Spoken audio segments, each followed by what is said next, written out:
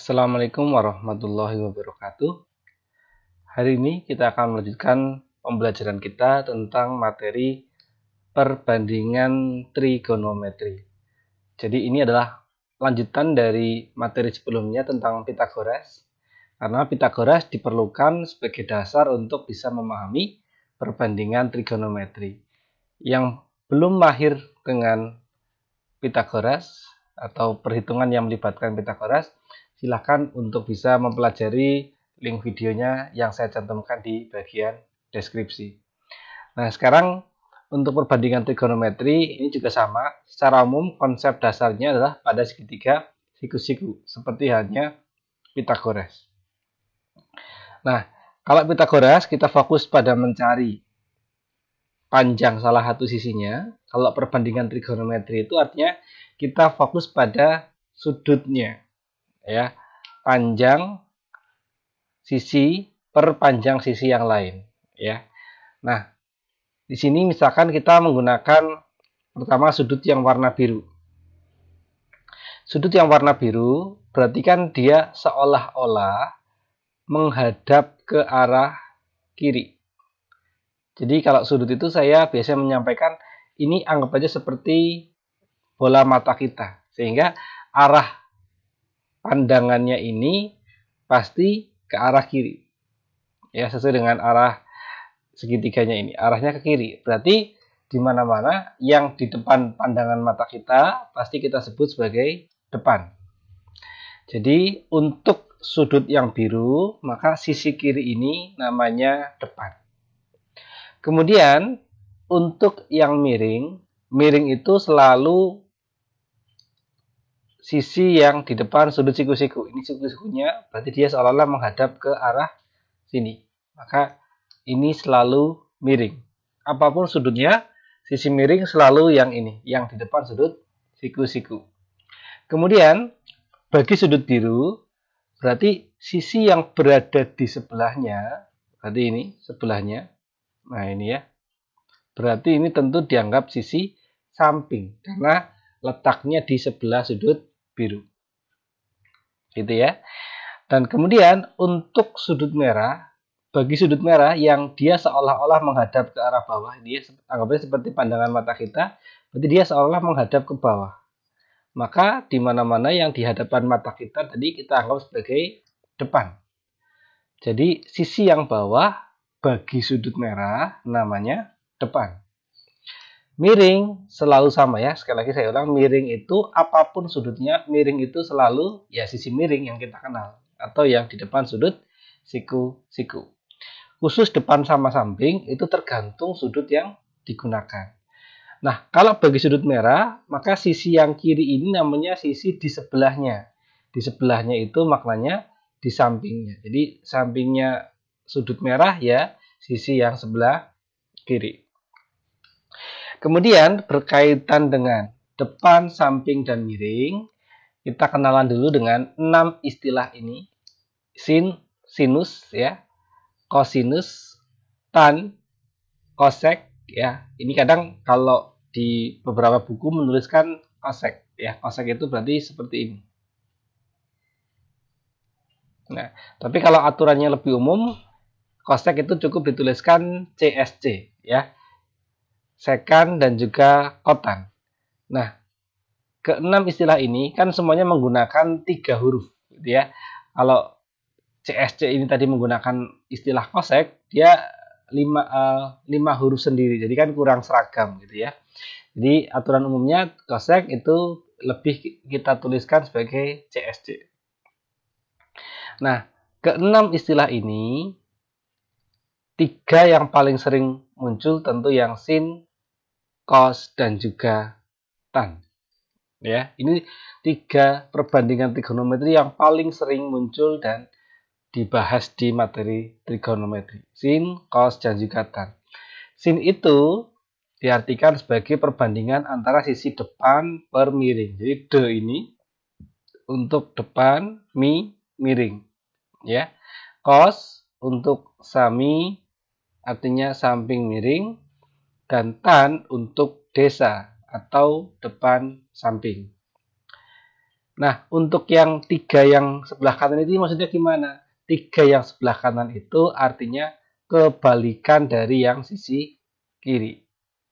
Berarti artinya CSC itu kebalikannya sin. Artinya kalau sin itu de, mi, berarti CSC kebalikannya. Kebalikannya demi, mi de, miring berdepan. Kemudian cos kebalikan dari sekan, atau juga bisa dikatakan sekan ya kebalikan dari cos. Jadi kalau cos itu sami, sekan itu misa, miring bersamping. Terakhir, kalau tan itu desa, maka kot sama kebalikannya. Kebalikannya desa, sade, samping berdepan. Nah, ini sedikit tips untuk mungkin mengingat. Jadi, kalau tan sama kot, itu yang menjadi pedoman itu adalah huruf T-nya. Ya, huruf T. Artinya, kalau tan, itu kan huruf pertamanya T. Artinya, kebalikannya, ya, yang huruf belakangnya T, yaitu kot. Ya, itu untuk membantu kita dalam mengingat. Berarti kot kebalikannya tan. Kemudian kalau sekan bagaimana? Sekan itu kan kalau kita baca dari kiri ke kanan, kita bacanya sek. Namun kalau dibalik, kita baca dari kanan ke kiri, artinya ces. Ces itu ya kita pasang-pasangkan jadi cos gitu ya. Memang ini sedikit memaksa, tapi ya itu memudahkan untuk mengingat. Oh, sek dibalik ces gitu ya. Nah, ini yang sin sama CSC mungkin yang sementara saya belum menemukan tips yang khusus ya. Intinya sementara ya diingat-ingat saja kalau CSC berarti kebalikan dari sin. Oke ya.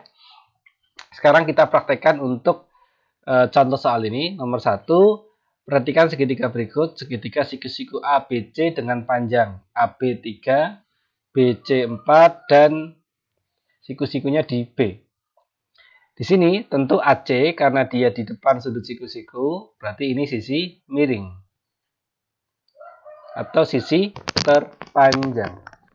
Sisi terpanjang seperti rumus Pythagoras bisa kita cari dengan cara karena terpanjang otomatis pendek tambah pendek. Berarti kita kalau mau mencari AC sama saja sisi yang lain dikuadratkan AB sama BC dan tanda operasinya dijumlah ya, karena miring itu sisi yang terpanjang sehingga sisi yang lain kita anggap sisi yang pendek. Berarti panjang sama dengan pendek tambah pendek. Lanjut, ini berarti 3 kuadrat tambah 4 kuadrat sama dengan 9 plus 16. Berarti kita peroleh AC kuadrat nilainya 25. Karena ini AC-nya pas, bulat, berarti kita boleh langsung AC sama dengan akar 25, yaitu 5. Sekarang kita sudah tahu, oh, mi adalah 5. Ya. Nah, sin itu artinya demi. Ya, rumusnya demi. De per mi. Nah, sama dengan, hati-hati, acuan sudut kita untuk yang bagian A itu adalah sudut A. Ini ya, sudut A itu saya beri warna sudut yang merah. Nah, ini sudut A. Nah, sudut A berarti kan dia seolah-olah menghadap ke bawah. Berarti bagi sudut A, yang namanya depan itu yang mana? Depan itu berarti yang sisi bawah. Ya kan dia menghadap ke bawah. Berarti depannya adalah yang 4 per mi. Miringnya 5. Maka ya otomatis sin A nilainya 4 per 5. Ya, seperti itu nilai perbandingan trigonometri. Lanjut untuk tan C. Ya, C itu kita beri warna hijau. Ini sudutnya.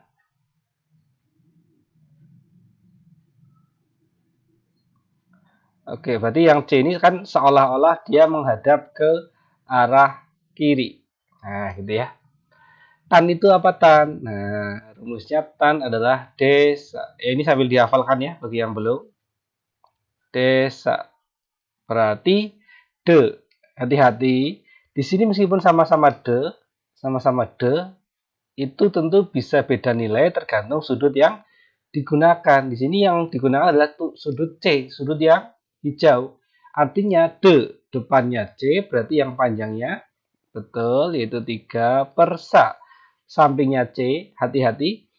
5 ini juga secara letak di sebelahnya C. Tapi tadi ya, 5 itu khusus kita namakan sebagai sisi miring atau mi. Berarti yang samping otomatis yang 4. Berarti 3/4.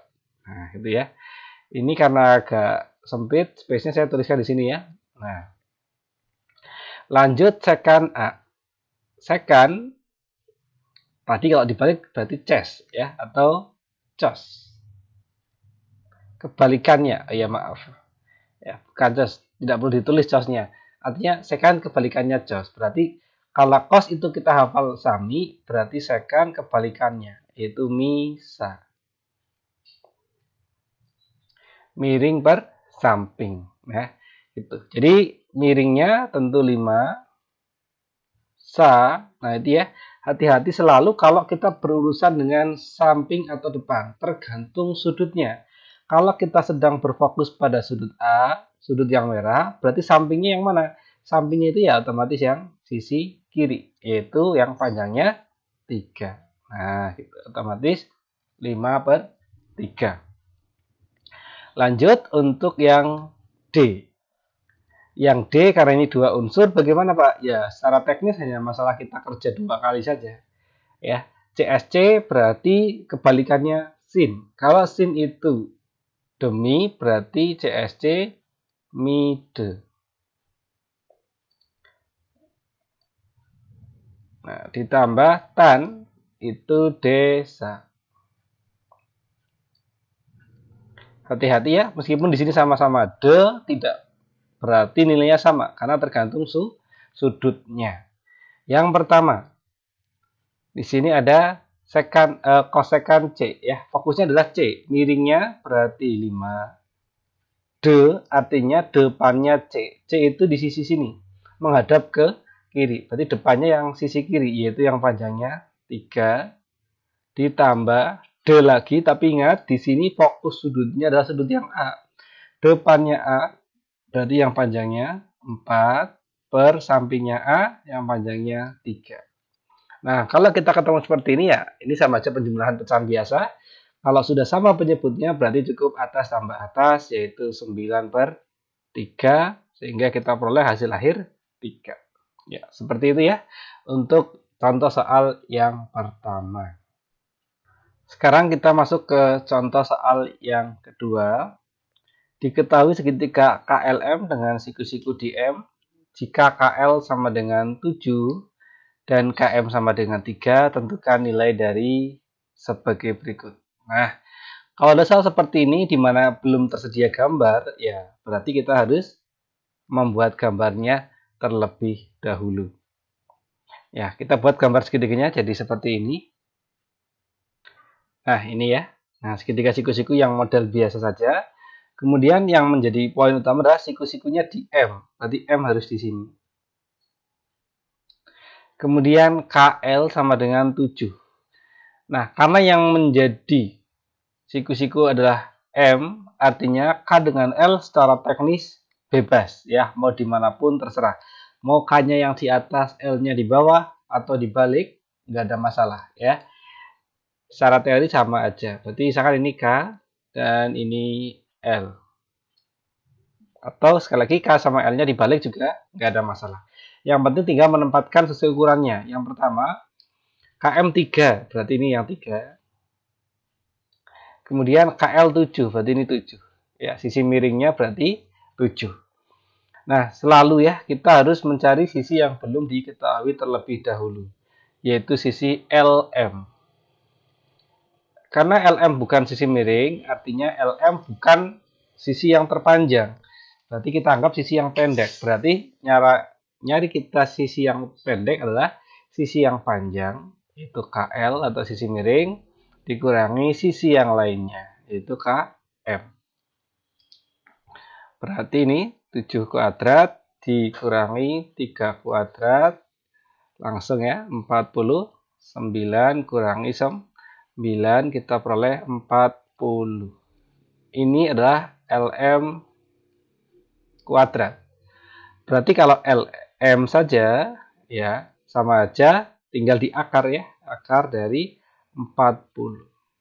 Akar dari 40 bisa kita tuliskan atau kita ubah menjadi bilangan kuadrat yang habis membagi 40, yaitu berapa? Betul sekali 4. Berarti 40 kita pecah menjadi 4 kali 10. Selanjutnya, akar 4 bisa kita hitung, yaitu 2. Akar 10 tidak bisa. Ya, berarti langsung 2 akar 10.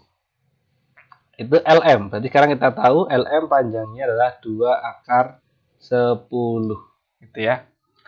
Nah, kita mulai dari soal yang pertama. Atau yang A. Yang A adalah sin K. Sin, ya, yang penting tadi ingat rumusnya, sin itu adalah demi, depan bermiring. Berarti depannya K. Nah, ingat di sini K adalah sudut yang di atas. Berarti seolah-olah pandangan dia ke bawah. Berarti depannya K adalah sisi yang bawah. Yaitu berapa? Ya, betul sekali 2 akar 10. Per mi, miringnya 7. Nah, sampai di sini tentu ini sudah jawaban yang betul. Hanya saja kalau di matematika, kalau ada pecahan mengandung unsur akar, itu lebih umum dituliskan dalam versi akarnya dipisah. Berarti menjadi 2/7, akarnya kita pisah. Nah, di sebelah kanannya, yaitu akar 10. Nah, seperti ini ya. Lalu, itu nomor 1, berarti sudah ketemu. Lanjut kita ke yang B. Tan L. Tan L. Hati-hati, L itu adalah sudut yang sebelah bawah ini. Yang menghadap seolah ke arah kiri. Berarti tan itu rumusnya harus hafal dulu. Ya, betul sekali. Desa. Tapi depannya adalah dari sudut L, acuan kita. Berarti depannya L, karena dia menghadap ke kiri, depannya adalah yang panjangnya 3 per sa. Sampingnya L, berarti yang, ya tepat sekali, 2 akar 10. Hati-hati ya, sampingnya L bukan yang 7, karena 7 ini sisi miring.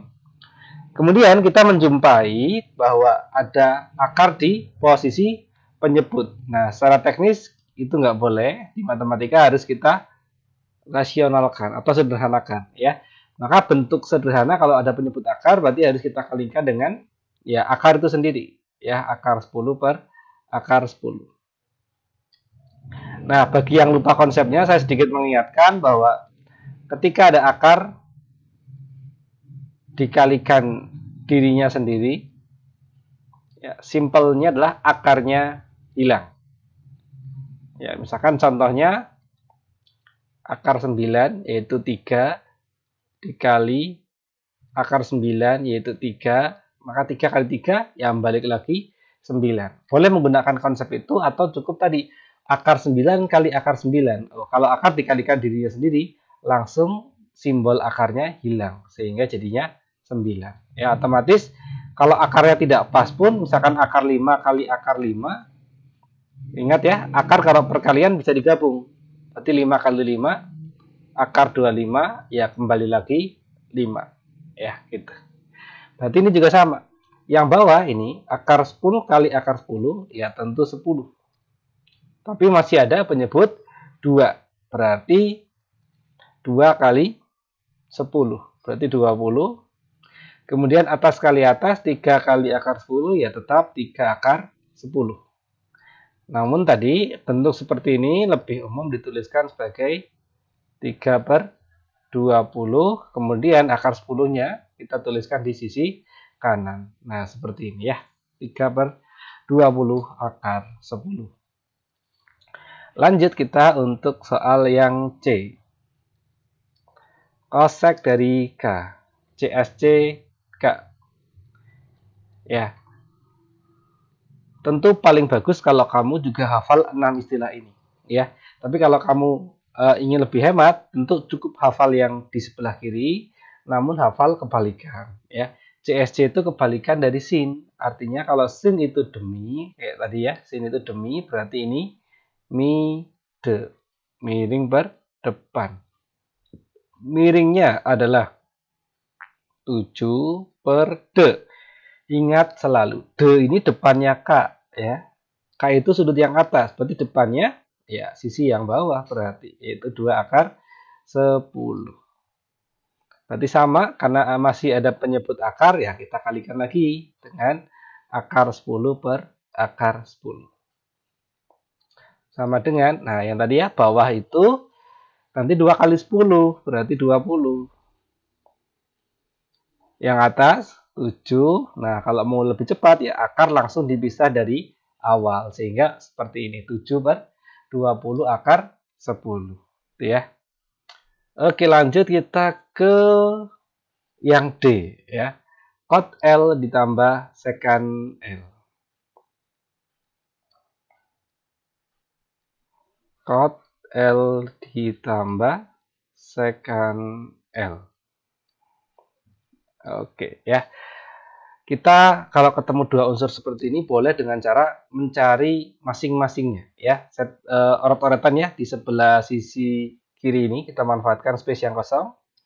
Pertama cot L. Cot L sama dengan cot itu kebalikan dari tan. Jadi kalau tan itu desa, maka ini sade. Berarti sa, ingat ya, sampingnya L. L itu sudut yang bawah ini. Sampingnya berarti yang 2 akar 10. Per D.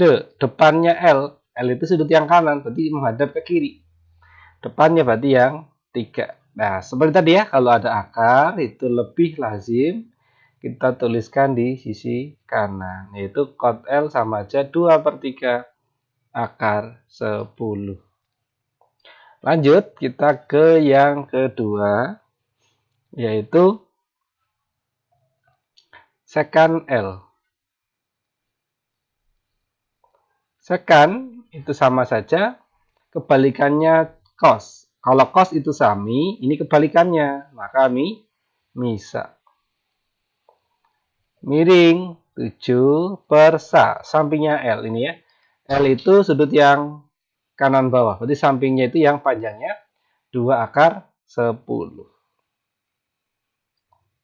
Lagi-lagi setiap bentuk akar ada di bagian bawah, berarti harus kita rasionalkan ya, atau kita hilangkan penyebut akarnya dengan cara mengalihkan akar 10 semua.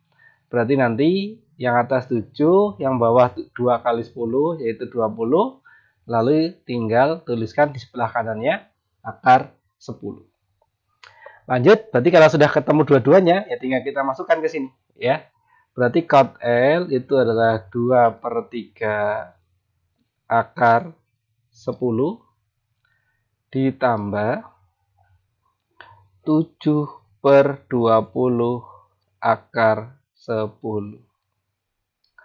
Nah, ternyata kita sampai di perhitungan yang ada unsur akar 10-nya semua. Ini ada akar 10, ini juga ada akar 10. Maka secara matematis kalau kita menjumlahkan ada unsur yang sama, maka unsur yang sama itu boleh kita keluarkan. Nah, akar 10-nya kita taruh di luar kurung. Nah, seperti ini. Ya, seperti hanya misalkan 2000 tambah 7000. Maka ribunya boleh taruh di luar. Berarti nanti 2 tambah 7, 9000. Ya, boleh seperti itu. Nah, ini juga sama. Nah, berarti kalau akar 10-nya sudah ditaruh di luar, berarti tinggal 2 per 3 ditambah 7 per 20. Nah, seperti ini. Ya. Nah, karena ini beda penyebut, maka pecahan kan hanya bisa dijumlahkan kalau penyebutnya sudah sama. Ya. Berarti biar sama gimana? 3 sama 20. Ya, logikanya yang 3 kalikan 20, sedangkan yang 20 kalikan 3. Cuma konsekuensinya, kalau yang bawah dikali 20 berarti atas, ya sama, kalikan 20 juga. Ini juga kalikan 3, ya, karena yang bawah kalikan 3. Sehingga kan pada dasarnya ini bisa dicoret. Ya, 20-20-nya bisa dicoret, 3 sama 3 juga bisa kita coret. Sehingga bentuk ini dapat kita tuliskan di sini aja. Ya. Yang di dalam kurung nanti kita peroleh 2 kali 20 berarti 40 per 3 kali 20, 60 plus 21 per 60. Jangan lupa masih ada belakangnya akar 10. Berarti tinggal kita jumlahkan angka yang di dalam kurung, berarti 40 ditambahkan 21 ya. Berarti kita peroleh 61 per 60 akar 10. Nah, seperti inilah jawaban akhir untuk soal yang 2. Nah, sebelum video ini saya akhiri, sebagai bahan latihan kalian, sudah saya siapkan 2 buah latihan soal yang mirip dengan yang tadi. Ya, silakan nanti kalian ikuti cara perhitungan dari contoh soal yang sudah saya jelaskan. Namun di sini saya hanya memberikan jawaban akhirnya saja ya. Nanti silakan, intinya cara asal kalian teliti, hitungnya betul ya, nanti juga jawabannya sama. Ini sebagai konfirmasi bahwa kalau nanti jawaban kalian sama, kalian coba caranya sesuai dengan yang tadi, berarti memang kalian sudah betul-betul paham dengan materi ini.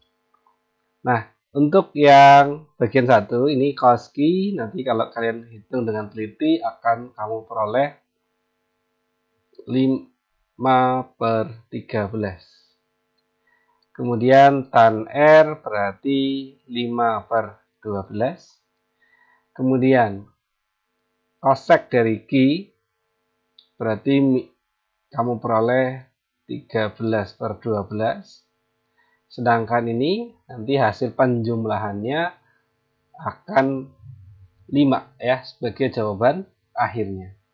Lalu kemudian untuk yang sin K bagian yang bawah, sin K nanti kamu peroleh 4/9 akar 2. Kemudian tan M berarti 7/8 akar 2. Kemudian yang secant M 9/8 akar 2. Dan yang terakhir adalah cot M ditambah secant M akan 95/56 akar 2 ya. Nah, barangkali saya ada kesalahan perhitungan atau kesalahan apapun dalam menjelaskan, silahkan juga kalian bisa koreksi di kolom komentar. Sekian pembahasan kita pada kesempatan kali ini. Bila ada kesalahan, saya mohon maaf. Assalamualaikum warahmatullahi wabarakatuh.